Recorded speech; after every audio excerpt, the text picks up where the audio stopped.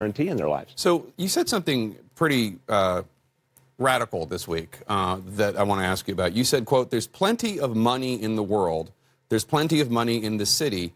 It's just in the wrong hands. Yep. That's a quote. That is a quote. Who decides whose hands are the right hands and whose hands are the wrong hands? Look at what's happening in my city. Look what's happening all over the country.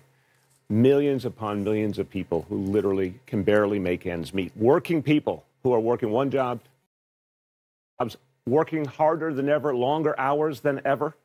The pace of our lives gets tougher and tougher, and people get less and less back. Why? Because the 1% really has rigged the system, including the recent tax law that gave a huge windfall to the corporations and the wealthy. This is systematic. I said in the speech, this has been an agenda from Reagan's administration right on through to Trump's, to take money from working people and give it to the 1%. So when I say there's plenty of money in this country, it's just in the wrong hands. Yeah. It means to say we need policies that give back to working people, like guaranteeing health care for all. But what's interesting about the argument, which I think struck a lot of people, is you're not talking about fairness. You're saying these people have money and it's wrong that they have money, not they have money, they live exorbitant or wealthy, comfortable lifestyles, and therefore they could give a little bit more to help these people. You're saying it's wrong that they have money, and who decides whether it's wrong? That's my question.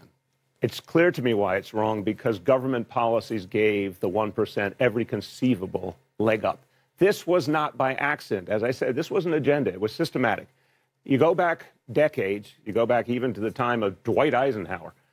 We had some of the highest tax rates on the wealthy that this country ever saw. We had a very prosperous country. We had that prosperity pretty well shared among different people, including working people in this country. We had investments in infrastructure, the kinds of things that grew the economy for everyone.